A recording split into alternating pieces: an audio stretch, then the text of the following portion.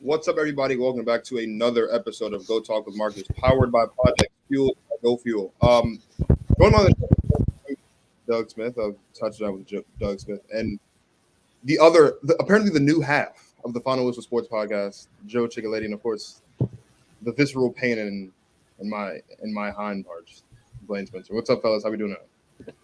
Good. How you doing? Thanks for having me on. It's nice to have you on the show. I don't know how nice it is to have letting Spencer on the show tonight. We'll figure it out. Oh, come on. It's our monthly therapy session. You're going to be just fine. It's okay. Am I, Blaine? How at the end of the night, right, when you go to bed, right, you go to bed knowing that you've bothered me for an hour of my life. That makes I go out like a light. It's very easy. Within head right on the pillow, and I'm done. I've accomplished my goals for the day. It should speak volumes that's on your list of things to do. Is bother me for an hour. We got to get you a girlfriend or something. I don't know. We got to get you some better things to do in life. Why do you think I had to bring on Joe to sustain? Joe's here because Joe knows how to talk about sports. And as I said before the show, any person that can subject themselves to you on a week-to-week basis deserves a spot on Go Talk with Marcus whenever they want it, really. See, little do you guys know is actually I was his therapist, and that's the only reason I'm on the show is to help him therapy-wise. I also get paid to do it, so, that's what we're here for. Yo, you weren't supposed to admit that second half of the argument. Come on. Not good. Look, there's a lot to talk about. Obviously, the playoffs start this weekend. Good thing. Look, I'm actually glad Blaine's here because Blaine's here and the Commanders are not in the playoffs. So I get to talk about that for an hour. Maybe we should just talk about how the Commanders suck for an hour. Maybe that's what you do. Let's just scrap the whole show and just make Blaine. I just want for the record, as we're live right now, that Marcus brought up the Commanders. It wasn't me this time. It was all Marcus trying to antagonize me and reel me into Commanders talk. But we're going to refrain because it's Wild Card Weekend, baby. We got to talk football. Actual football. When's the last time the Commanders played on Wild Card Weekend, Blaine? Oh, it's got to be. Probably since Kirk Cousins. Probably 2017. Jason Campbell. No. Didn't Taylor Heineke just play versus the Bucs? Oh, yeah. We made it Bucs a couple years ago. Oh, my God. See, we wanted to see. It was so bad that year. We were 7-9. Like, I didn't even remember. Really count? I don't know. So, there's a lot to talk about. Full slate of games this weekend. Obviously, before we get into that, there's a couple things I do want to talk about. And Doug, we'll start with you. The Defensive Rookie of the Year race seems to be a two-horse race between cornerback Tariq Woolen of the Seattle Seahawks and cornerback Sauce Gardner of the New York Jets. If you were casting your vote for Defensive Rookie of the Year now that the season has ended, who gets your vote as this year's Defensive Rookie of the Year? You know the NFL and the fans, they love them some interceptions, man. And personally, I would have to take and give it to Tariq Woolen. Never would I ever think. And I've been following him for a while. I just moved from San Antonio, Texas 2 years. I remember rocking with Tariq for a minute. Shout out to the Road Runners, UTSA. But I'm thinking like Sauce Gardner, and I remember doing a prediction video close to a year ago. We're like, hey, this guy's probably going to go top 5. And I guarantee he's probably going to get like Defensive Rookie of the Year. But I'm saying Tariq Woolen, man. He's laying the wood. He got the highlights. I mean, dude is amazing, man, and he's getting interceptions, man. But Sauce Gardner, man, he could be in the running for it next year, man. It's gonna be real interesting, but that's the reason I chose Tariq Woolen. Joe, do you agree? Is Tariq Woolen the Defensive Rookie of the Year this year? No, I'm going to go with more Sauce Gardner. He's just been playing outstanding ball, shutting down some of the big names out there. What was it versus the Green Bay Packers? He had the cheese head on and was shutting down that whole lineup as well, and even grabbed a pick in that game. I just got to go Sauce Gardner. 4th overall pick, played up to expectations. And actually, if I did a redraft, I was talking to a couple buddies of mine. If we did a redraft, would you take Sauce Gardner number 1 in this draft? I would. I'd take Sauce Gardner number 1 in this draft. We're redrafting 100%. Yeah. Oh, agreed. Yeah, without question. He was just that good. He was filthy this year. Go ahead, Blaine. Run your mouth. Who's Defensive Rookie of the Year? I have to agree with my co-host from the Final Whistle and run with Sauce Gardner. Just statistically speaking, he led almost NFL, not just NFL rookie corners, but he was in the top 3, arguably, in the NFL as a cornerback this year, statistically speaking, if you're looking at drop back percentage, breakup plays. And he only, realistically, if you go back into film, arguably gave up 1 touchdown. And that was a miscommunication with with LaMarcus Joyner, the slot corner. And so you could make the argument that he didn't give up a touchdown all year. And unfortunately, Tariq Woolen, he made all the plays. He did lead the league in interceptions as a rookie when it comes to rookie numbers. But you have to go with Sauce just because of how he impacted that Jets defense. And he basically shut down half of the field. I can't believe I'm kicking off my 2023 agreeing with Blaine Spencer. Yeah, Sauce Gardner's Defensive Rookie of the Year. I think to Joe's point, right? Like you look at like the wide receivers you're going up against. He had to face Justin Jefferson. Obviously, had to go up against Stephon Diggs twice this year. The list goes on and on. Top 5 and everything except for picks or leads, or top 5 in pretty much everything. The only thing Tariq Woolen has really is the interceptions. But the other thing too for Sauce Gardner is Sauce Gardner is the focal point of a Jets defense this year that was one of the best defenses in football. And I know that the Jets kind of had an up and down season because of the Zach Wilson thing and because of the Mike White thing, and kind of just it's the Jets and they have up and down seasons and the team's not complete. But this was one of the better defenses in football, and a lot of it had to do with what Sauce Gardner was bringing to the table on his side of the field from the passing standpoint. So my vote goes for Sauce Gardner. There's a Seahawks fan watching this, and you think Tariq Woolen's Defensive Rookie of the Year. Tough. I don't know what to tell you. Here's another thing I think that's worth mentioning, and Joe, we'll start with you on this one. A couple of years ago, when the Philadelphia Eagles made it to and won the Super Bowl, Carson Wentz was leading the league in the MVP race. He got hurt. He obviously didn't end up winning the MVP that year. It would appear that maybe the Eagles are getting some deja vu because Jalen Hurts has been firmly in the discussion for MVP this year. He missed 2 of the last 3 games. Obviously, he paid the season finale against the Giants to help his team clinch the 1 seed. Is Jalen Hurts still the MVP of the league, or does it have to go to Pat Mahomes or someone else at this point? You bring up a really good point because it happened, like you said, a couple years ago with Carson Wentz, and it ultimately ended up going to, I believe it was Tom Brady that year, if I'm not mistaken. And Tom Brady ended up playing a good chunk of the season, if not 16 games. I think the way this award is kind of given out, you almost need to play 15 to 16 games to win this award to an extent. Would I be still giving it to Jalen Hurts? Yes, absolutely. He is the most valuable player for that team. We have seen it when the Philadelphia Eagles do not have him on the field. When they played Dallas, the offense looked good, defense struggled. But when they played the Saints, I don't even know what was going on in that offensive game plan. That was horrific to watch. But when Jalen Hurts is on the field, he is an X factor. He can beat you in the air. He can beat you on the ground. The jump that we have seen, especially here in the Philadelphia area, we just did not expect to see from Jalen Hurts. We expected maybe to see a Dak Prescott at this point, but we have seen an MVP caliber player, and that's why I believe he does deserve MVP this year. Blaine, do you think Jalen deserves MVP, or do you think it's going to go to Pat Mahomes? I think it's going to go to Pat Mahomes. I think the injury will cost him the Most Valuable Player award.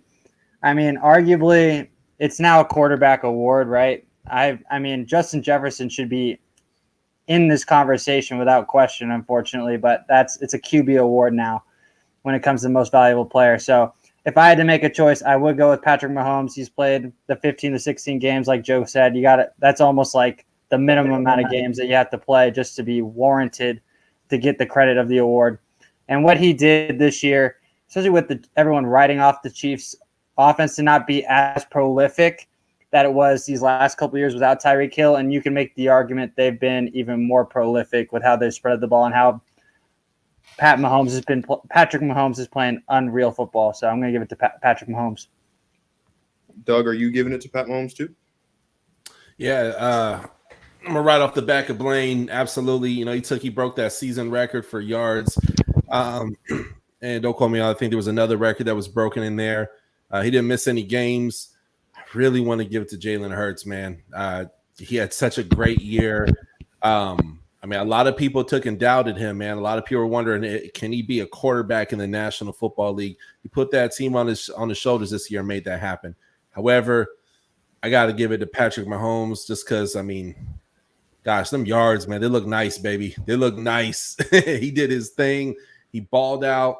The Chiefs are the very good team almost no one's talking about. You know what I mean? It's like, they'll get bounced out of the playoffs again. But, man, they could potentially win it all this year. So, overall, Pat Mahomes got my vote.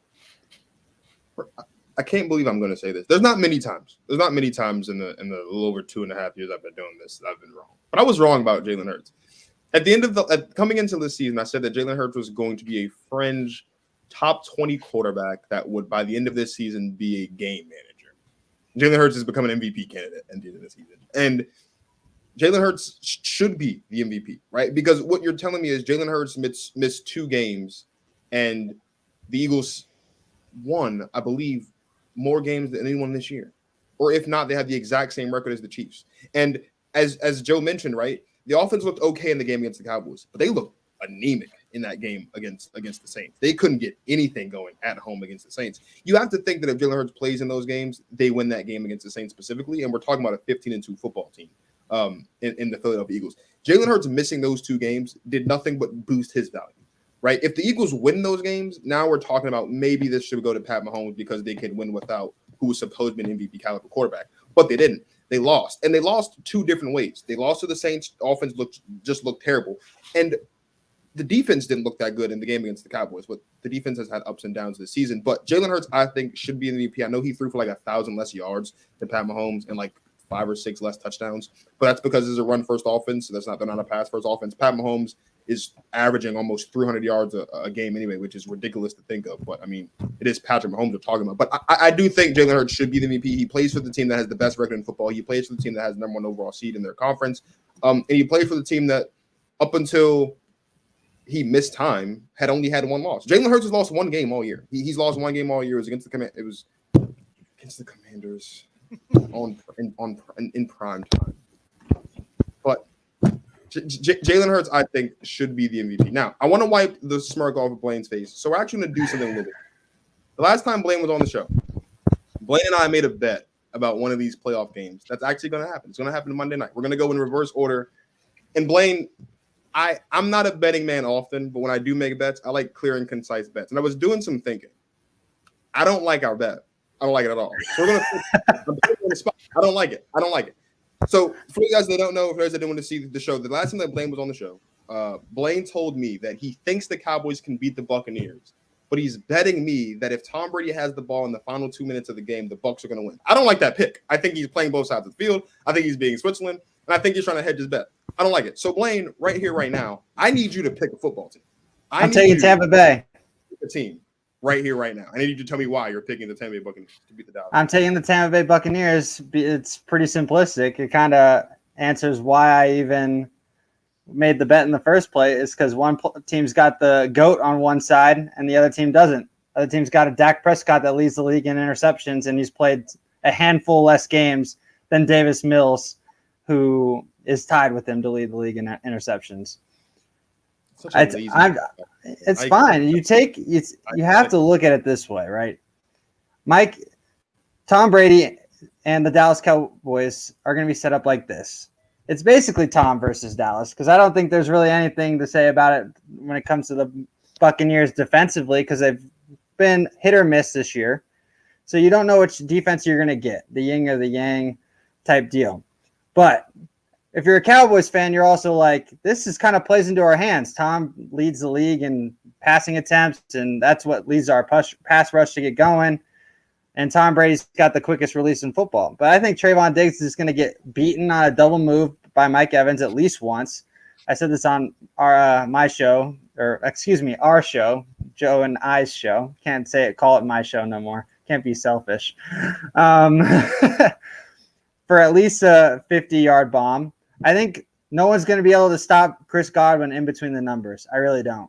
And then if it's a close game like I think it's going to be in the fourth quarter, I'm not betting against Tom Brady. Like, that's just not going to happen. So I'm taking Tampa Bay to win on Monday night. Great. I can't wait to see you on this show next week in the Cowboys jersey, in the Dak Prescott jersey specifically. Blaine, why do you do this, bro? Why?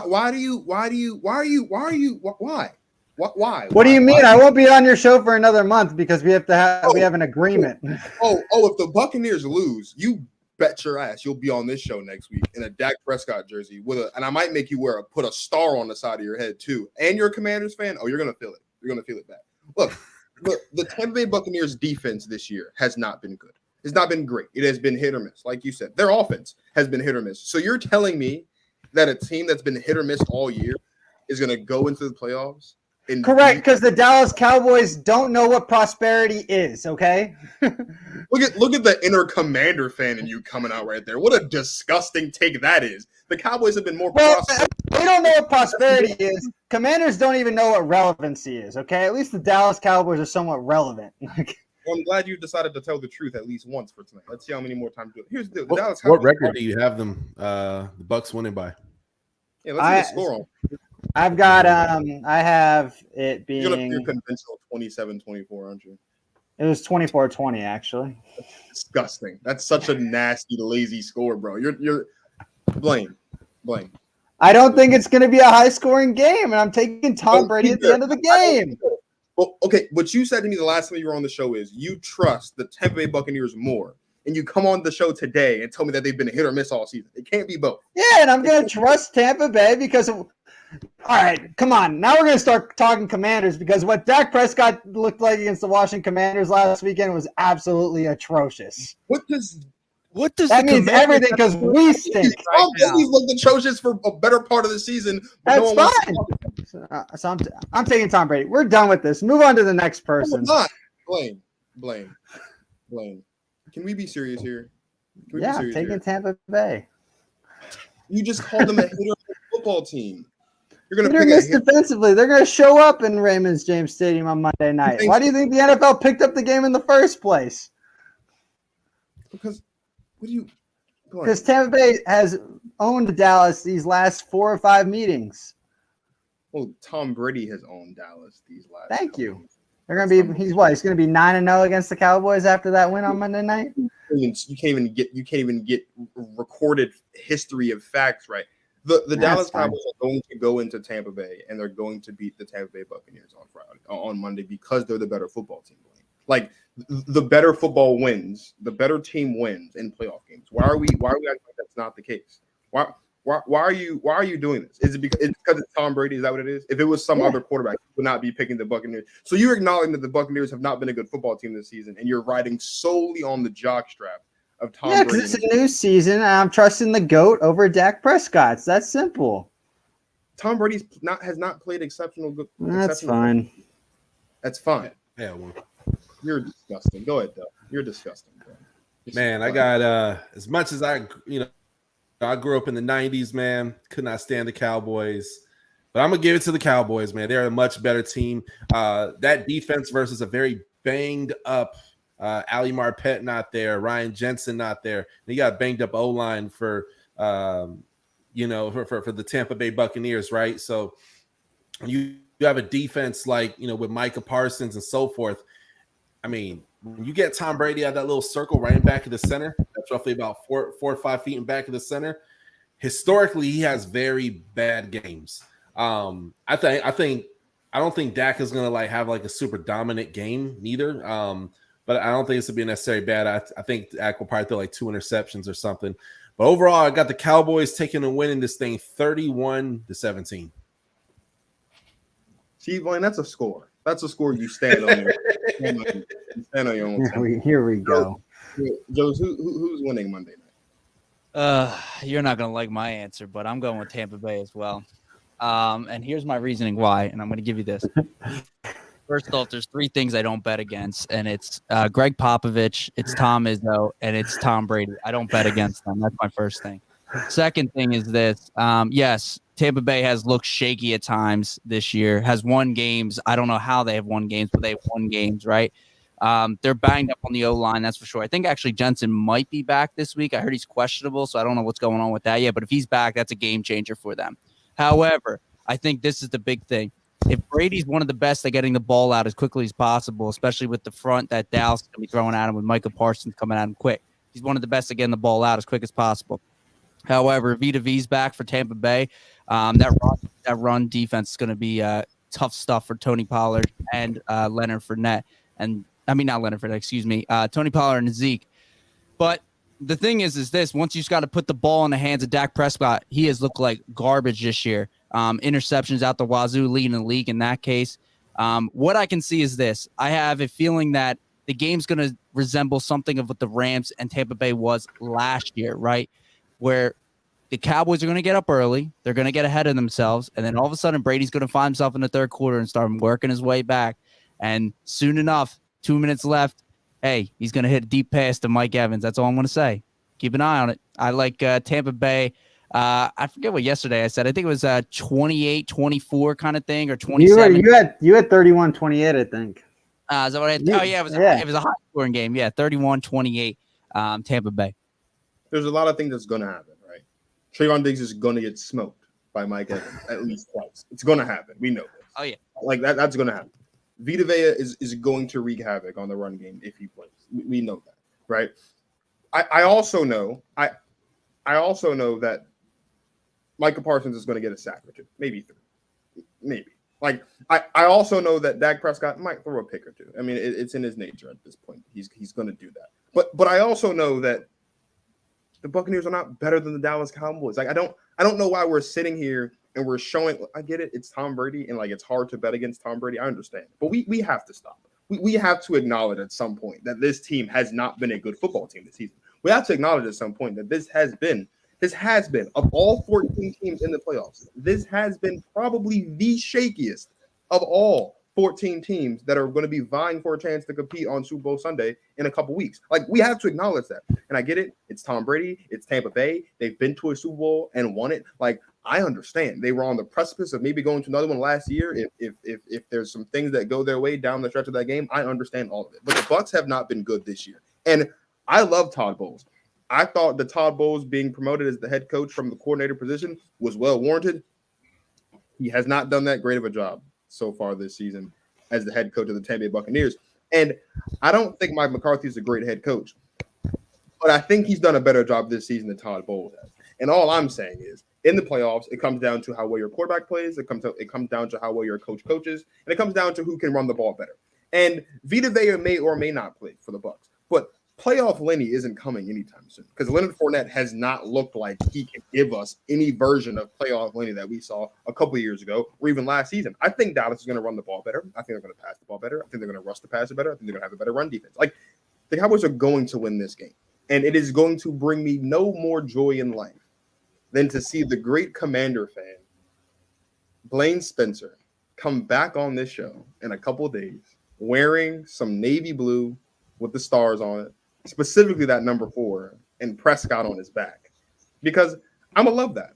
I'm gonna need that. I'm gonna enjoy every second of it. I'm gonna take pictures of it. I'm gonna post it everywhere. I'm gonna make that Blaine's contact pic in my phone. Every time Blaine sends me a text message, I'll see a picture of Blaine Spencer in a Cowboys jersey, and Blaine's gonna cry on this show live for the world to see. I'm gonna love it. I am. But I have the Cowboys winning. I have the Cowboys winning 28-20. What? What? You like my score prediction, Blaine? Yeah, you're the one shit talking mine, and you give me a whack ass course too. No, 20 is a good score. 40 good score, bro. 20. Thanks, Doug. That's realistic. There you go. Hey, look, here's the deal. All I know is the Cowboys are going to win a playoff game, and then there's not much else to say. That's Doug, fine. You're going to be on the final whistle next week after they lose, so it's fine. Maybe I'll be more inclined to go because Joe will be there. Joe looks like he's got some common sense.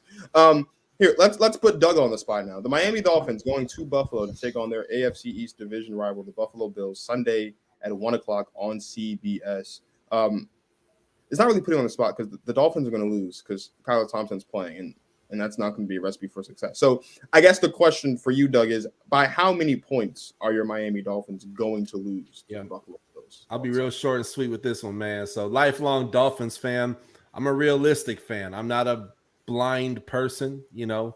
I know those NFL fans that they give it to their team every single time. Look, I'm not going to do that, man.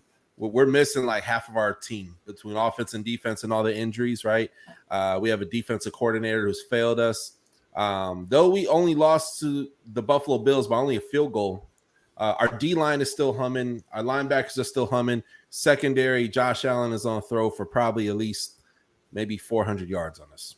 Let's keep it real. You know, he's going to throw a lot.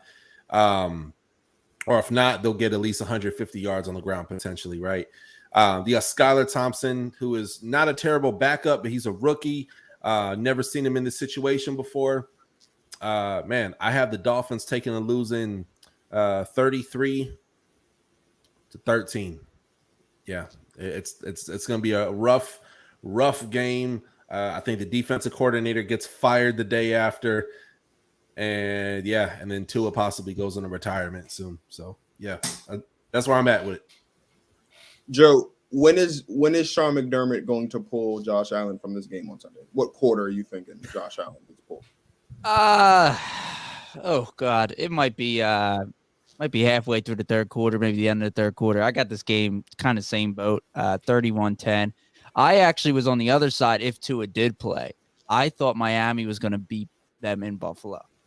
They ended up beating them that first round, and then tough loss. What was that, a couple weeks back, and they played really hard too. Like I was kind of shocked how close they were in that game. And the way Buffalo is for me, and I don't know how if you guys feel the same ways, they're very like gunslinging and relying heavily on Josh Allen's kind of hurt arm still, right?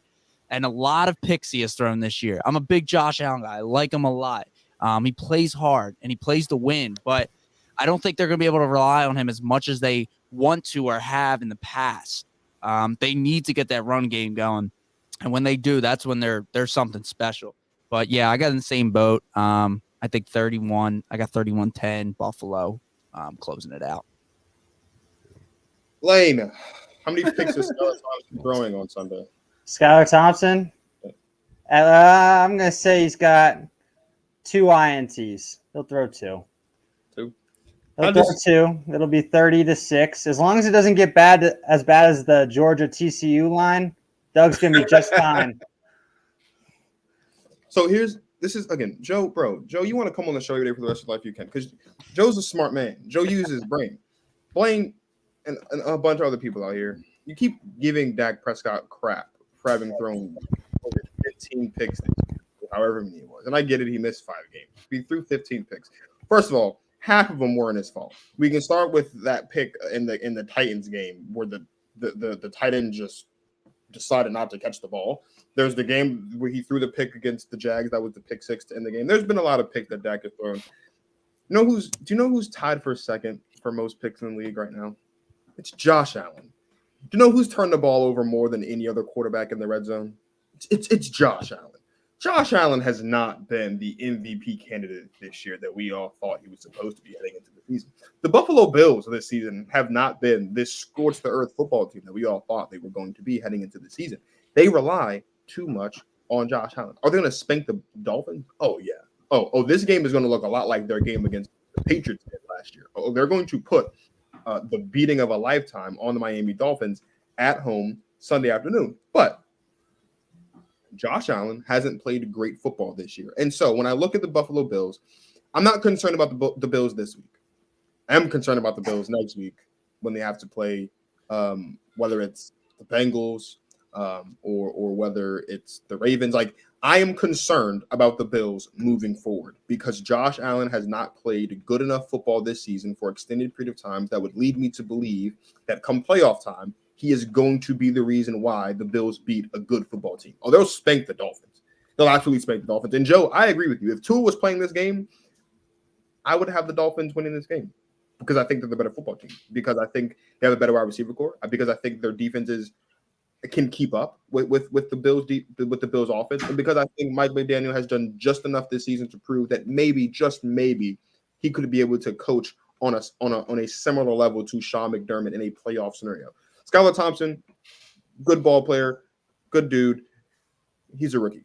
Don't have much faith that he'd be able to take this team into Buffalo and win the game. Now, maybe if they were hosting the game, I'd have a little bit of faith in Skylar Thompson to keep it close, but I don't see Skylar Thompson going to Buffalo winning this game. The Bills are going to spank the Dolphins, but Josh Allen, I think, could be the reason why the Bills don't make it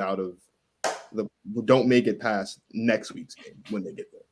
Yeah. If I can add a quick point about Skylar, there's a lot of people don't know this. There's like a civil war amongst Miami Dolphin fans.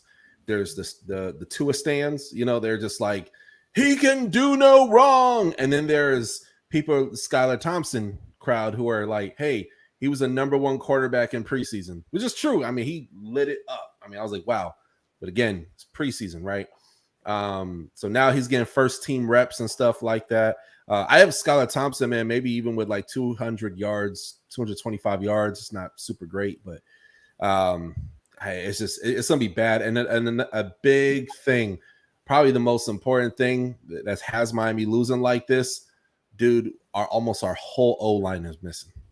We got 2 starters, and they ain't all that. Teron Armstead ain't going to be there. Robert Hunt ain't going to be there. Eichenberg, he ain't going to be there. Connor Williams came from the Cowboys. He sucks, and likes to hike it 10 yards over people's heads, right? So that O-line is going to be hike, and then you're never going to see Skylar get comfortable, man. But the few plays, he'll rip off some plays. I think he'll throw maybe 2 touchdowns, but no more than that, man. It's going to be a rough rodeo. Let's talk about the Seahawks and the 49ers. Apparently, Coach Carroll has been getting a bunch of slack for his comments in his press conference the other day, where he said that he expects the Seahawks to lose to the San Francisco 49ers this weekend. Joe, is there something wrong with Pete Carroll just telling the truth? No, there's nothing wrong. There's nothing wrong. I mean, they've lost 2 versus them. I don't blame him, right? He's slightly delusional. I mean, he probably should go in a nursing home soon. I mean, what's he, like 72, 73? Something like that. I don't know. He's the oldest coach in the NFL right now. I mean, let's be honest. I mean, at the time last year, we were talking like, oh, he's going to trade Russell Wilson away. We were like, all right, what the hell is going on with this guy? Why does he want to trade Russell Wilson away? And I mean, now he looks like a genius, right? Blaine might be able to tell you this. I'm huge on San Francisco 49ers this year. It's bad. They might be my second favorite team right now. I don't know if it's why Kyle Shanahan. I don't know what it is. I just like this team. I like the way they're built. Their defense is playing outstanding ball.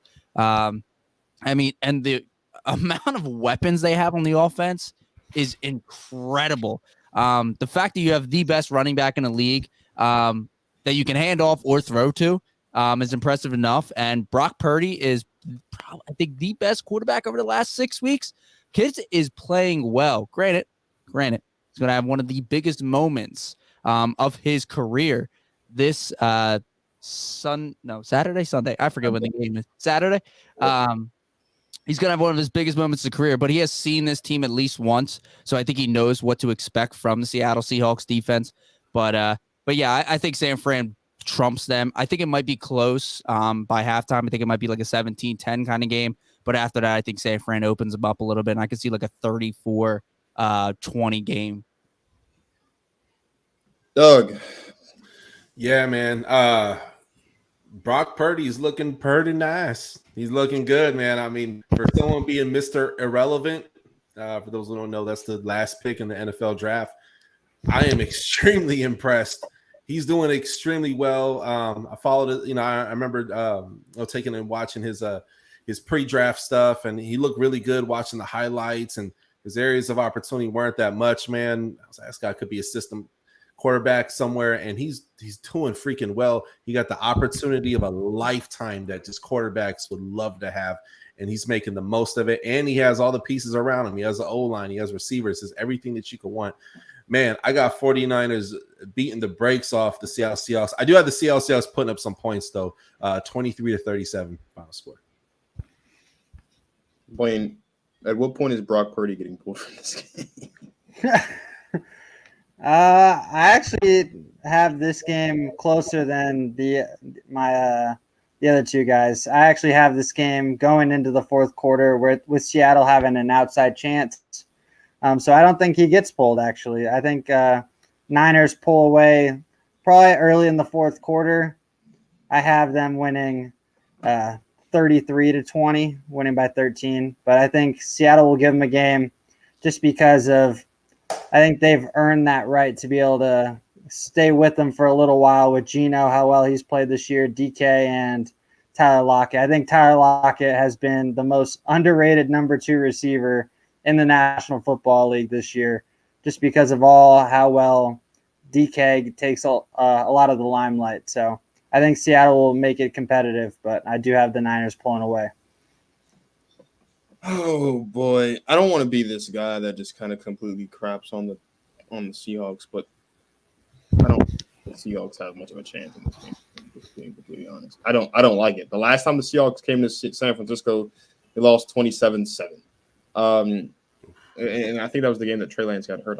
I believe that was the game Trey Lance got hurt. Or maybe it wasn't. Maybe it was before that. I know Trey Lance played in that game, though. Either way, 27-7 was the score the last time Seattle was in San Francisco. And I get it. Geno Smith has obviously been playing much better ball since then. That seems like eons ago, and it's just playoff football. It's different. But we're talking about a San Francisco 49ers team that's playing a home game in the playoffs.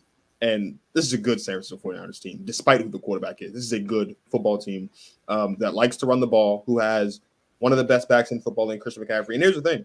Christian McCaffrey was the best back in football before the whole injury thing kind of happened. I think we forgot that he was the best back in football. But Christian McCaffrey this season has reminded us that when he's healthy, when he's available, he is the best back in football. And he's been that, I would say.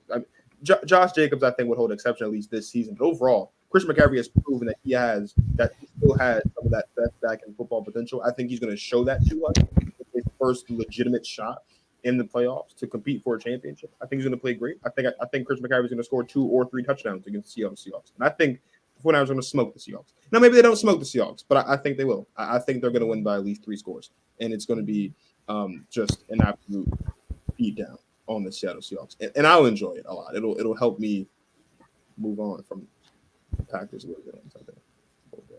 Marcus, I got a point I got to make and then a question back to you. Point-wise, I think Seattle's just playing with house money. Nobody expected Seattle Seahawks to even be here, right? We kind of expected them maybe to have 5-6 wins max, probably be a top 5, top 10 pick in the draft. So you got to give them credit to even just be in the playoffs. I mean, that's a successful season for them, I would think. Question, though, to you here is this. San Fran, it sounds like for us, San Fran wins, and they win pretty handily. That means Brock Purdy wins a game now. You go in the next week, right? Brock Purdy wins. Does he have the starting job for 2023? I don't see why not. Trey Lance does not just get handed the job because he's the 3rd pick in the draft and Brock Purdy was Mr. Irrelevant. That's not how life works. For some people, that actually is exactly how life works. That is not how life should work. I'll put it that way. You do not get handed things because of where you were drafted. Trey Lance has not played a lot of football this season. Trey Lance has not played a lot of football, period, in his life. Like, he didn't play much football coming out of college. He hasn't played much football since he's been to the pros. Trey Lance, sure, he's talented. Like, here's the logical fallacy, and here's what 49er fans are going to say if Brock Purdy leads this team to the Super Bowl, which I think they have the potential to do, especially if they win it. They're going to say this because they said it about Jimmy G. Well, if the 49ers can win the Super Bowl with Brock Purdy, what do you think the 49ers could do with Trey Lance? Here's the thing. I don't know. And quite frankly, if I'm John Lynch or Kyle Shanahan, I wouldn't care because Brock Purdy has led this football team potentially to a Super Bowl, and they could win a Super Bowl this year with Brock Purdy, and he'd be the first rookie in the history of football to win a Super Bowl. Like, it never happened before. And Trey Lance, don't get me wrong, he's talented. He has an arm. He can bring things to this offense from the quarterback position that it's never had as far as what he can do with his legs outside of the pocket, whether it's design runs, whether it's plays being broken down. He has to make things happen with his legs. I get it. But Trey Lance, this is all about, and we say this all the time, it's a cliche. The football and sports in general is all about what have you done for me lately. Lately, Trey Lance has done a whole bunch of nothing, and Brock Purdy has been the other half of a 10-game win streak that has got this team to be the 2nd seed in the playoffs, and a team that, in all likelihood, I think is going to be representing the conference in the Super Bowl in a couple of weeks. Brock Purdy should not. It would be a slap in Brock Purdy's face if come week 1 next season, he's not the starting quarterback. Now, if he gets hurt or if all of this success doesn't translate in OTAs and training camp and preseason and Trey Lance just beats him out for the job, that's different. But Trey Lance shouldn't just be he shouldn't just be handed the job because John Lynch and Kyle Shanahan want to prove to the 49ers fans and want to kind of uphold this aura around guys that are picked, quarterbacks specifically that are picked in the 1st round with the top 5 pick, whatever. Brock Purdy has a fair shot. And if Brock Purdy wins a football game against the Seattle Seahawks this week, his stock only continues to rise. This week, it's the Seahawks. And I understand the Seahawks deserve respect because they made the playoffs. No one thought they would. Of course you deserve respect. But I don't think the Seahawks have a shot, realistically. I don't. Now, we talk about the San Francisco 49ers having to play the Cowboys, which is a good football team. having to play the Bucks again. Of course, have to go at some point. You beat those teams. Now we're talking, depending on how he plays as well. Now we're talking about, we could start getting into, it shouldn't even be a question come next season, depending on how well Brock Purdy plays, on who should be lined up under center next year for the 49ers. Right now, it should be Brock Purdy because Trey Lance has done a whole bunch of nothing for this football team. And I'll die on that hill. I died on the Jimmy G hill in the offseason last year. If I got to die on the Brock Purdy hill this offseason, I'll do it. He deserves it. Well, I'll be standing there right with you. I appreciate it. See, Blaine, this is what friends do. They stay in the foxhole with you. You know what? Do you just want me to hop off the show and just let Joe take it from here? Because I will. That's no problem. Hey, that's what you want to do. That's not my business. No one's holding a gun to your head to make you do it. But since we're talking, I do want to ask you this. This is what I think has the potential to be the game of the weekend. The Los Angeles Chargers are going down to Duval County to take on the Jacksonville Jaguars. In a game that hosts, of course, Justin Herbert in his playoff debut and Trevor Lawrence in his playoff debut. Blaine. Yes. Who wins this game Saturday night? The Chargers or the Jags? Jacksonville. Jacksonville will end up winning a close scoring game. I'm riding with Duval County. Trevor Lawrence, statistically speaking, has been you can't even look at me with a straight face now after me saying that. This is great. I have Jacksonville winning 31-28. Why? Because I think the game's going to come down to it's going to come down to the two head coaches. And I'm taking the coach that actually seems like he knows what he's doing and won a Super Bowl, unlike the guy on the other end who likes to go for it on fourth down at his own 25-yard line in like the middle of the game. So I'm going to ride with Jacksonville. Trevor Lawrence has been, statistically speaking, since they've gotten really hot these last 9-10 games, the best quarterback in football, arguably. You can make that argument. And I think there is a huge question mark with Mike Williams now after that LA played their starters last week when it meant absolutely nothing. They were already going to be the 5 seed regardless.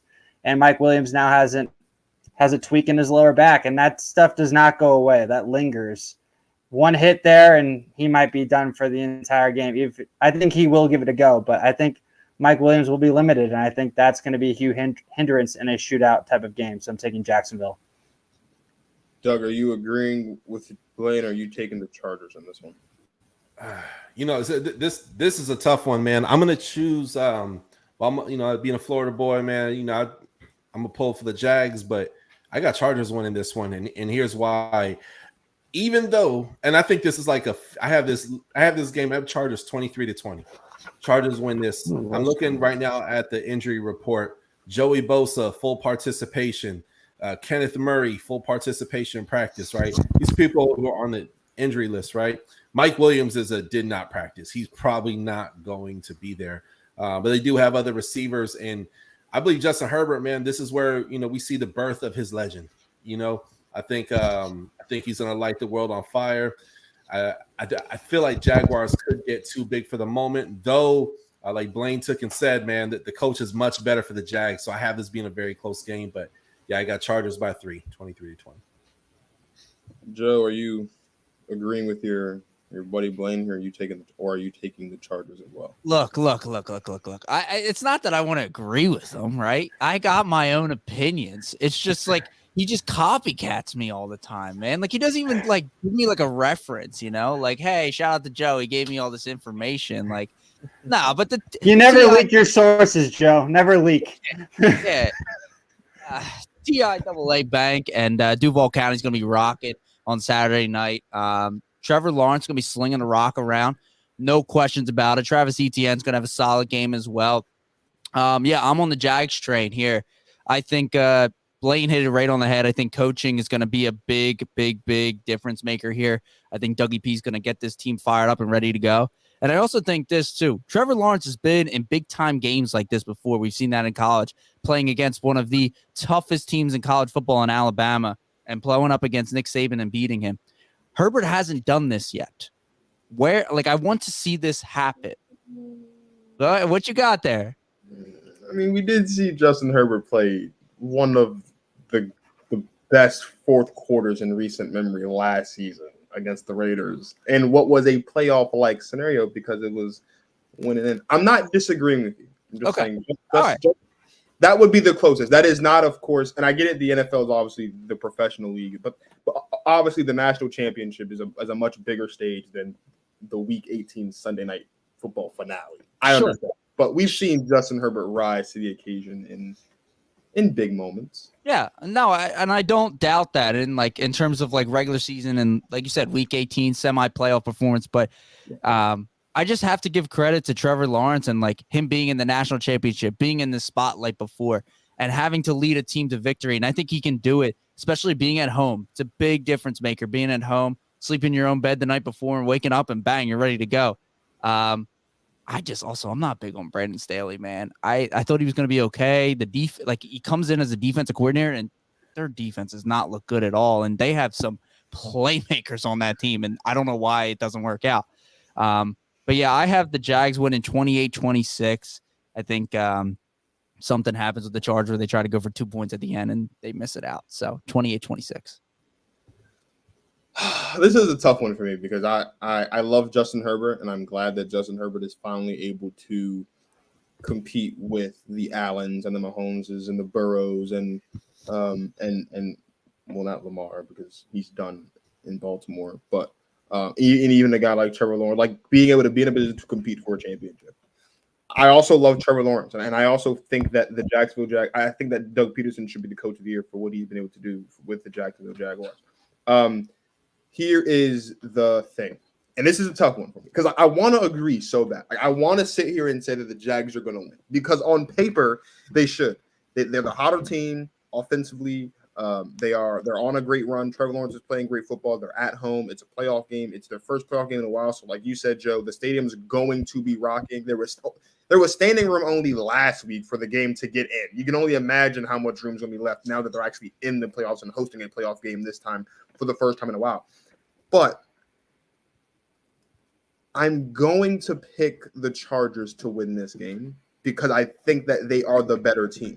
Like, I think that they're the better team. I think they have the better offense. They have better weapons. I think Austin Eckler is going to have a day. I think Austin Eckler is going to continue to show that he is on the cusp of being a top 5 back in football. I think Keenan Allen is going to have a pretty good game. I am worried about Mike Williams, just as the rest of you guys are, but I really feel good about the Los Angeles Chargers. But here's what I will say though: I would love it for the Jags to win this game because I would love for Trevor Lawrence to go from having to play Justin Herbert, having to go to Kansas City to play Pat Mahomes. I think that'd be great for Trevor Lawrence. I think that'd be great for his career. Trevor Lawrence's path to the Super Bowl potentially would be Justin Herbert and then some combination of Joe Burrow, Pat Mahomes, and Josh Allen. And that would be great for him. It'd be great to see. I think those quarterback duels on the marquee on a week-to-week basis in the AFC, I think would be fantastic. And I think the other thing too is Trevor Lawrence is still getting off the stench of Urban Meyer that Urban Meyer left on him last season. He did a lot of that over this last stretch to get them into the playoffs. And I think Trevor Lawrence has a lot to play for as it pertains to showing that he is a lot better than what Urban Meyer made him to seem. But the Jags just aren't better than the Chargers. They're better right now, but they're not the better team. And I think that the Chargers should have more than enough to beat the Jags. I wouldn't be surprised they lose because of it would be a Chargers thing to do to lose this game. It'd be such a Chargers thing to do. It'd be a Brandon Staley game, of course. So let's talk about Brandon Staley for a second before we move on to the last couple games. Brandon Staley, obviously, this team's in the playoffs, and Joe, we'll start with you on this one. If the Chargers lose, is Brandon Staley fired? No, I don't think he's fired. Even though I thought he should have got the can last year, but no, you've succeeded. You have made the playoffs. Like, yes, you've also were in arguably one of the best divisions from we thought at the beginning of the year that maybe all 4 of these teams are supposed to make the playoffs at one point. But yeah, they made the playoffs. He succeeded. He developed Justin Herbert even to more what it was. Granted, got kind of dealt a bad hand. Herbert got hurt in his ribs, still hasn't looked the same. Rashawn Slater misses 10 to 12 weeks. That's a huge loss for them as well. Mike Williams was in and out with a hamstring, and Keenan Allen just came back 5 weeks ago, I believe it was. So kudos to him to actually win games. And Joey Bosa has also been out for a while as well. kudos to him for getting these guys up and winning games to even get to this point in the playoffs, because I thought they were almost donezo when Rashawn Slater goes down. But yeah, I don't believe he gets fired yet. Blaine, do you think Brandon Staley's fired if the Chargers lose this week? I'm going to have to say no as well, just because I think the only way he gets fired is if they know that they've got Sean Payton. That would be the only reason that they fire him and make that move, because like Joe said, it is a successful season. I did agree that I think last year he was a lot more on the hot seat than he will be this year. But no, he will not be on the hot seat, because I think Sean Payton would be the only answer for them to replace him right now based off of who's available. Doug? Oh, heck yeah, I have him getting fired, man. He makes a lot of bad decisions, man. This dude, and part of it's like he's an easy target. You ever watch Toby from The Office? Like, I don't know why I don't like you. I don't know why I don't like you. And you can look at him, you get Toby vibes, right? You know, I feel like Michael Scott saying that. But that being said, yeah, I have him getting canned. Now, if they win, it's possible. You know, Justin Herbert, he's given the Kansas City Chiefs a hard time before. Hey, that's very, very possible he could hold on to his job. But if they lose, if they get bounced out, and also dependent on how bad they lose, that's another thing to consider as well, too, right? I have them getting out of there if they lose, though, for sure. All right. Let's talk about what's going. I'm going to enjoy every second of this football game. The New York Giants are going back to Minnesota to take on the Minnesota Vikings, who I think are the ultimate frauds, but that's neither here nor there. Doug, who wins this game in Minnesota? The Vikings. Yeah, man, I got oh man. So I got Minnesota winning this one, man. I got Minnesota winning this one by 10. I think it's a close game. I think an interception gets thrown in the fourth quarter, but I do have it being a close game. I got Minnesota taking a win in this thing 23-13. I think it's going to be a pretty good defensive matchup. Kirk Cousins historically does not. It's weird. At 1 minute he plays like he's the greatest of all time, and the next minute he plays why he should probably be sitting on the bench backing up someone for the New York Jets. You know, so but the team, I want to talk about the team, the receiver core, the running backs. You know, there's a lot of great things to say about this team that, you know, he could fall back on, right? You know, I'll give a similar argument as I would have Dak Prescott in Dallas. He has some weapons up, but I would argue that Kirk Cousins has a lot more weapons, right? And when this team was winning, they were fun, man. They had, you know, Kirk Cousins as the nerdy white guy, you know, with the GOAT, with the platinum chain and stuff, and doing this, and it was fun to watch on Instagram. It was hilarious, but I do have them winning this, but not by much. I think it's a 10-point game, 23-13. Vikings with the win. I feel like Blaine is in such an ethical dilemma in this one because he's got his former Commanders quarterback Cousins on one side, and he's got the Giants. You don't really want to side with either one. But Blaine, who's winning on Sunday? I got the New York Giants in an upset. I got the Giants winning 21-17. And it has to be a low-scoring game because the Giants have only scored more than 27 points twice this year. Once against Green Bay, and the other was against the Indianapolis Colts. So you're going to have to, if you're a New York Giants fan, you're going to ride Saquon Barkley into the ground. I kind of said this on our show, Joe, that like, he's going to get like at least 40 touches, I think, just amongst running and catching the ball. I think they will use him in every way possible. You might see him on special teams again, like how he was in college. Like, they're going to get number 26 the ball as much as possible. And on a Minnesota standpoint, guys, like statistically speaking, they are nothing different than what they were a year ago. The only difference is that they've actually figured out how to win the tight game. Offensively and defensively speaking, especially on the defensive side of the ball, you can make the argument they've actually gotten worse than they did a year ago. And they were an awful football team defensively last year. So I'm taking my chances. I know it was a tight game on Christmas Eve, and I think the Giants will get it done riding Saquon Barkley. And the arm, I can't believe I'm giving kudos to Danny Dimes right now, but I'm taking the arm and legs of Danny Dimes with Saquon Barkley. Look at Blaine Spencer giving some love to Vanilla Vic. Joe, Who's winning this one? The Giants or the Vikings? Well, I'm gonna fight Blaine on this one. I got the Minnesota Vikings winning this one. Marcus, I know you're not the biggest fan of that one, but I just think they're the better football team. You've been saying a lot. You've been taking the better football team. That's the team. I think that's the better football team. This offense is outstanding. In my opinion, potentially a top 7 unit when they're steamrolling here. Justin Jefferson should be the offensive player of the year to get 1,800 yards in the year. There's nobody that can stop him on the Giants defense in the secondary, let alone you got Adam Thielen, KJ Osborne, TJ Hawkinson, great pickup during the season, and Dalvin Cook's going to have a good game as well. I think Jefferson could have a very same game as he did when they played him Christmas Eve. He had 130 yards. I could see 120 yards and maybe a touchdown, 10, 11, 12 receptions. As long as Kirk Cousins doesn't throw a pick, we'll be fine. That's who I think Minnesota wins it. Minnesota's defense sucks, though, so I think the Giants might get a couple points off of them. But I still think Minnesota wins. I think it's a 28-17, 28-21 kind of game. The Giants are going to win this football game. They are. Don't tell me they're a better football team. I don't want to hear that. No, they're not. They're not a better Okay. football team. They're not a better football team. But the Minnesota Vikings won 13 games this year, and they have one of the worst point differentials. They actually have the worst point differential, I believe, of all the playoff teams.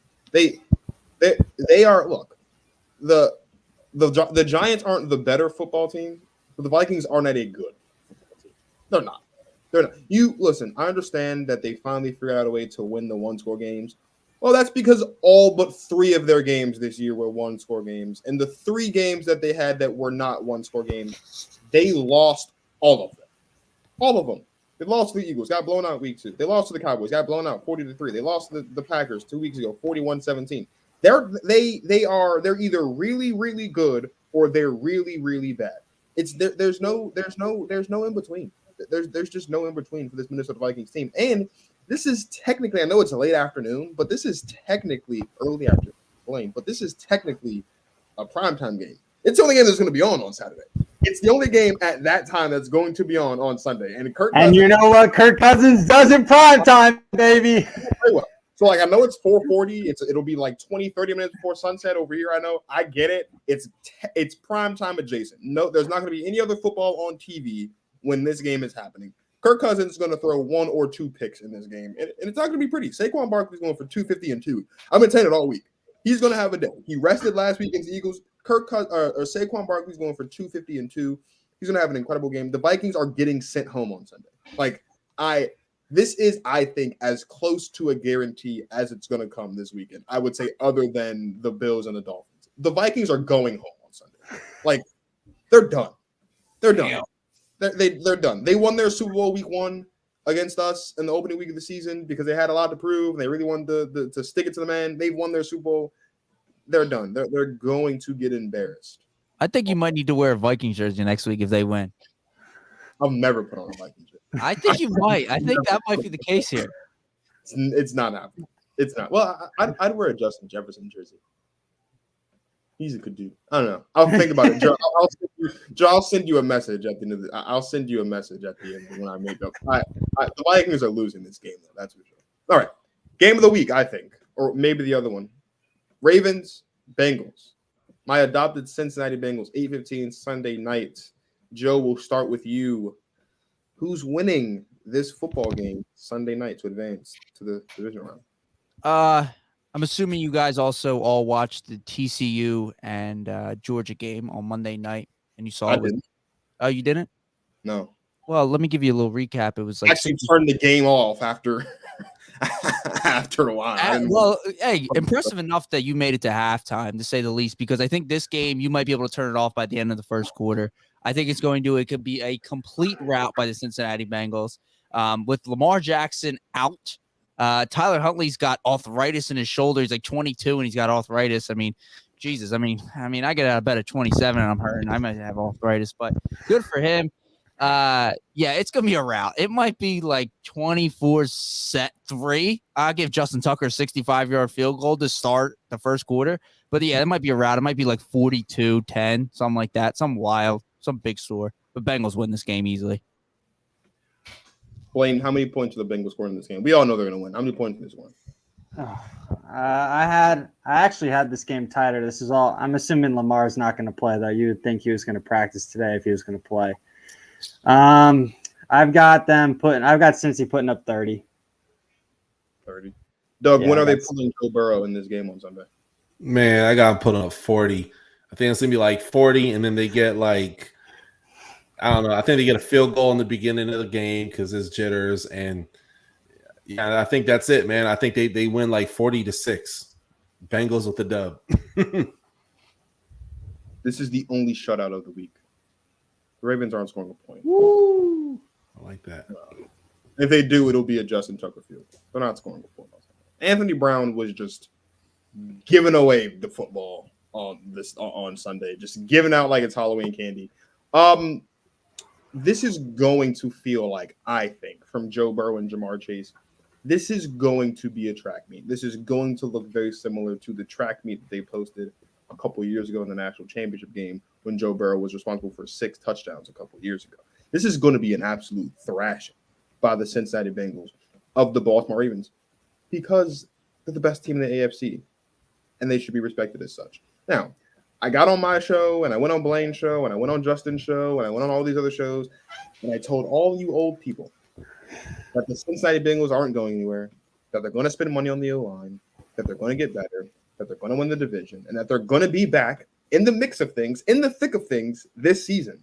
Well, they spent money on the O-line, and they got better, and they won the division because of win percentage, but they won the division, and they're going to be right back in the thick of things when it comes time to see who's going to the Super Bowl. The Cincinnati Bengals are the best team in the AFC. They just are. It's actually really not up for debate. Joe Burrow is Pat Mahomes' dad. That's just how it works. He owns Patrick Mahomes of the Kansas City Chiefs. It doesn't matter if it's in Cincinnati. It doesn't matter if it's in Kansas City. It doesn't matter if it's on the moon. The Cincinnati Bengals own the Kansas City Chiefs. And the Cincinnati Bengals, I think, are a better football team than the Buffalo Bills. So there's that. I think the Bengals might just drop 50 on Sunday. Will they drop 50? Probably not. Would I be surprised if they do? Not at all. This is Cincinnati Bengals, and that's just what they do. And that's my rant for the night. The Bengals are going to the Bengals. If the NFL had demotion, the Ravens would be playing in the XFL in a couple months after this game. They would be getting demoted. The Ravens are going to look like an AAU football team on the field with the Cincinnati Bengals on Sunday. It's going to be great, and I'm going to enjoy every second of Joseph Lee Burrow and the Cincinnati Bengals smacking around the Baltimore Ravens. So that's all I got. Blaine, you look disgusted, bro. Huh? No, I was just listening. That was a great soliloquy by you. Great soliloquy. You should take notes. Maybe your soliloquies will be better.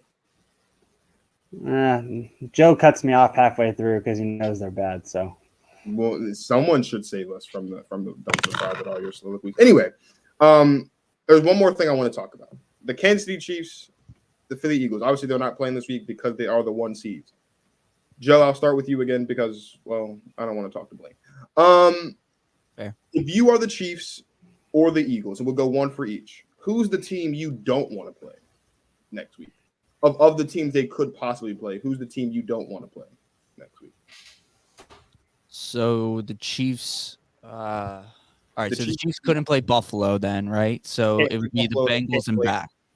They can't play the Bengals either because the Bengals are 3. So it'd be Ravens and back. Or Jags and back. Yep. Oh, Jags and back. Okay. Dolphins and Chargers. I don't think that if you're the Chiefs, you don't want to see the Chargers. I think next week, if the Chargers do advance past the Jags, I think it's going to be a scary situation. You've seen this team twice. Both teams know what to expect from each other.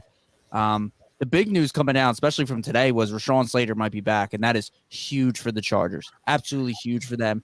Another week now, Mike Williams gets a rest. This offense could be humming next week, and it could be an incredible game to watch. It could be a shootout. Maybe something like what we seen in that Monday night game. I think it was like last January, if I'm not mistaken. It was Travis Kelce had that overtime touchdown. It was an incredible game to watch. One of probably the best games of the year. We could see something similar like that, but this time it could be the other way around, where the Chargers come out victorious. Yeah, if I'm the Chiefs, I think the number one team that I don't want to see is the Chargers next week. For the Eagles, who don't you want to see? If you're the Eagles, oof, man, I got to think about this one. It's going to be tough. Because you got Dallas, you got Bucks, Dallas, Tampa Bay, Giants, the Giants. or the Seahawks? I'm thinking you just don't want to see Dallas again. If you're them, same scenario as Kansas City. You've seen him twice. Mike McCarthy kind of showed what he was able to do in that second game of how to beat this Eagles defense, especially when Avonte Maddox is out. I don't know if Maddox is going to be back by next week. But if not, CeeDee Lamb's going to be in the slot. He's going to eat. Dak's going to be able to sling the rock all over. I wouldn't be surprised if Pollard has a decent game as well. Yeah, if I'm them, I wouldn't want to see Dallas. Doug, if you're the Chiefs, if you're the Eagles, who are the teams you don't want to see next week? Answer's kind of similar. I would say Chargers, man. Chargers tend to give the Chiefs a very hard time, and they're getting healthy. I can't express that enough. They're getting healthy at the right time, man. So we don't know when Mike Williams. He didn't break nothing. It sounds like he really just pulled a muscle. So not to say he can't possibly play his game, but they're probably going to beat the Giants more than likely without Mike Williams, right? I think it'll just be a little close. But with the healthy Mike Williams, oh my gosh, man. And that defense, man, once it's humming, the running, Austin Eckler, man, shout out to him. He had, that I know of, he really wasn't out this year. You know what I mean? So he's usually injured every single year, man. Huge Austin Eckler fan. He's a 4-down back when he's healthy, man, and he's just phenomenal. But yeah, that's that team that really gives Kansas City a really hard time. So I'm gonna say Chargers for them. And I think Dallas is really suspect. I think they're gonna win. They're gonna win this game, but I think Dallas is super duper suspect. They're gonna go to the Eagles, man. It's gonna be bad. So I don't have Dallas. If I had to pick, I would say Vikings. Last time the Vikings played the Eagles, it was Kirk Cousins lost them that game. He single-handedly lost them that game. I would hope that he wouldn't do it again, but yeah, you know, I got peoples who play for the Vikings, man. Brian Asamoah, Jalen Naylor. I know those guys personally, had them on the show, but man, I just, if it's good, yeah, I would say them by default, but Eagles, I think Eagles overall will beat them. Blaine, who don't the Chiefs and Eagles want to see next week? I'm gonna have to pretty much agree with the fellas. It's gonna be the two divisional rivals, which are the Cowboys and the Chargers. Why? Because like they've pretty much outlined it. Playing the same team for the third time, you really just don't know what you're gonna get, because at that point, pretty much everything on the chalkboard, everyone's seeing on both sides. So it's anybody's given game, any given Sunday on that type of deal. I mean, I'll never write off Tom Brady in any game, but if you're an Eagles outlook, you got to be fearing the Cowboys. You always find a way. Look, I'm going to be honest. But here's why the Eagles don't want to see the Cowboys. The first time these two teams played, Dak didn't play. The second time these teams played, Jalen Hurts didn't play. Next week, if the Cowboys beat the Bucs and the seeding works out, the Cowboys have to play the Eagles at some point if they want to make it to the Super Bowl, unless the Eagles blow it next week. The Cowboys healthy with Dak Prescott, with everyone healthy, I think beats the Philadelphia Eagles. I do. Ooh, I gotta get healthy Dallas Cowboys team beats the Philadelphia Eagles, and I think that's really been the difference this season for the Eagles. Is that the first time they played the Eagles, or the first time the Eagles played the Cowboys, Dak wasn't there. Cooper Rush played. Second time, Dak played good football. I think he threw a pick or two. He threw that first pick on the screen, and I think that was it. But Dak played relatively good football. He played good football. They hung 40 points. They won that game. The defense sold. If you're asking me, who do I think wins a shootout between the Dallas Cowboys with Dak and the Philadelphia Eagles with Jalen Hurts? These guys are healthy and available. I'm taking the Dallas Cowboys. I think the Cowboys would beat the Eagles in the head-to-head matchup. And so if you're the Philadelphia Eagles, even though it'd be ironic because the Eagles lost, the Bucs put the Eagles out last year this time. If I'm an Eagles fan or if I'm a member of the Philadelphia Eagles, I want the Bucs to beat the Cowboys. I don't want to see the Cowboys next week because I think the Cowboys could beat the Eagles. I don't feel that the only other team that I think could beat the Eagles in the NFC is the San Francisco 49ers, but the Eagles won't have to see the 49ers until the NFC Championship game just because of how the seeding is. So if I'm the Eagles, I don't want to see Dallas Cowboys coming up to Lincoln Financial Field because a healthy Cowboys team beats the Philadelphia Eagles in Philly, in Dallas, on the moon. Cowboys win, I think. So Yeah, that's my hot take for the night. I got Joe to sit up, so I guess it was spicy enough. I completely disagree. I'm going to be honest with you. I think if you say both are healthy, right? Let's say both are healthy, and Lane Johnson's back playing decent ball, playing not even Lane Johnson tackle like number one tackle in the league, just okay Lane Johnson, which is still a top 5 tackle in the league. Healthy Jalen Hurts. I see them kicking Dallas's ass. Like no joke. I see them kicking their ass. Their offensive line is able to shut down Dallas's front. Micah Parsons didn't play well at all when they played up here in Philadelphia. AJ Brown is playing outstanding ball. He's going to cook Trayvon Diggs, just like Mike Evans is going to cook Trayvon Diggs. But then again, most top receivers in football cook Trayvon Diggs. Yeah, there's no debate there. Also, on the other side, you still have Devontae Smith, who had over 1,000 yards this year from Alabama, is playing great ball. Jalen Hurts is getting the ball well. Dallas Goedert just finally getting his legs underneath him, coming back from injury. Another top 7 tight end in the league. Sanders playing outstanding, running the ball. And let's not just talk about this. The defensive line, if I'm not mistaken, owns the record for most sacks in a season, if I'm not mistaken. I think they do.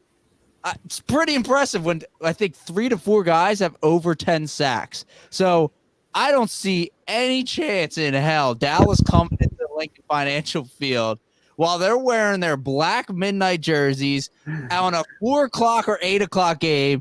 There's no way Dallas walks out of that stadium victorious. There's no shot.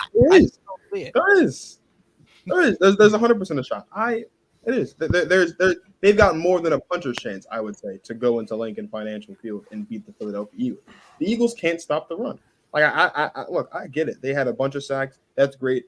Dallas's D-line is old, but they can't stop the run. They've shown us time and time again that the Eagles just can't stop the run. And it's not because they didn't have Jordan Davis. It's not because of this. It's not because of that.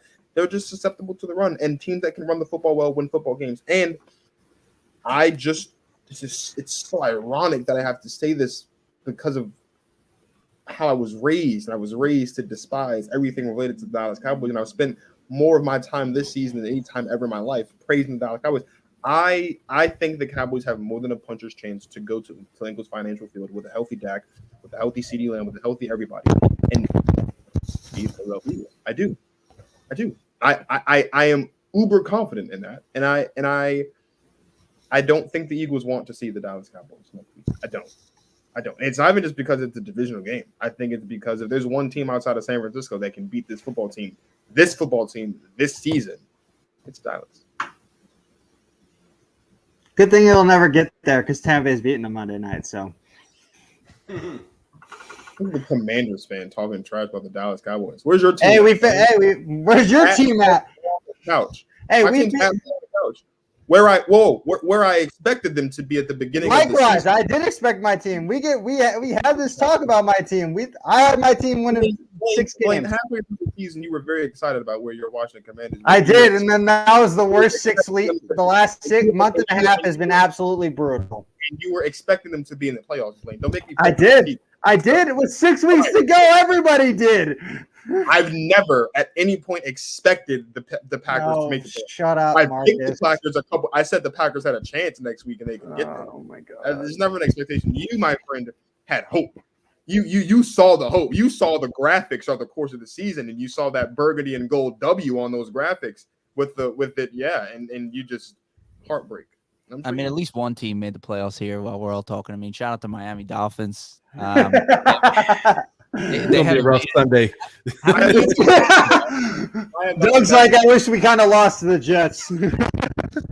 I have nothing bad to say to Doug. I mean, yeah, but I have a lot of bad things to say to Blaine. But yeah, I know it happens. Well, it's always I can't say always. It's okay to have Blaine on the show. It was nice to have Doug and Joe on the show for the first time. We'll get them back on, especially in the offseason as we run back through our offseason series once the season's over. Doug, we'll start with you. Please let everybody know where they can find you and all your content. Oh man, first and foremost, Marcus, thank you for having me on the show. This was a lot of fun. Blaine and Joe, this is great meeting you guys, man. Look forward to collaborating, hopefully again in the future. My show is called The Touchdown with Doug Smith. It's on YouTube. I'm running a series right now where I interview NFL draft prospects. We've had 8. That next week we got Darius Joyner from Duke coming on the show, top 4 safety in the draft, man. We do a lot of draft work this time of year, but the off season, we got our UDFA series, and then and once the season starts, it's all prediction videos and fighting for airtime with ESPN. So, but check me out, The Touchdown with Doug Smith. I'm Doug Smith. It's on YouTube. Thank you, Joe. Let everybody know where they can find the Final Whistle Sports Podcast. This thing with Blaine that he runs here. Make sure you check out the @Final Whistle. I think he's on Twitter. He's on LinkedIn too. I'm like, Jesus, man. He's on LinkedIn, Twitter, TikTok. He's all over the place. Search him up on YouTube as well, and all your local listening platforms as well. It's @The Final Whistle with me and Blaine. We try to get it out every week. We're trying to get out there right now. Talking a lot of football right now, so it's a great time. Okay, two things. First of all, again, I commend you for subjecting yourself to Blaine Spencer. It takes a very strong individual. Yeah, second of all, Blaine. Yeah. You got the pod on LinkedIn, bro? No, it's on my personal LinkedIn when I share it. Actually, low key, I'm on LinkedIn too, man. I had a. Thank you. I'm on LinkedIn. I'm not talking down on the LinkedIn.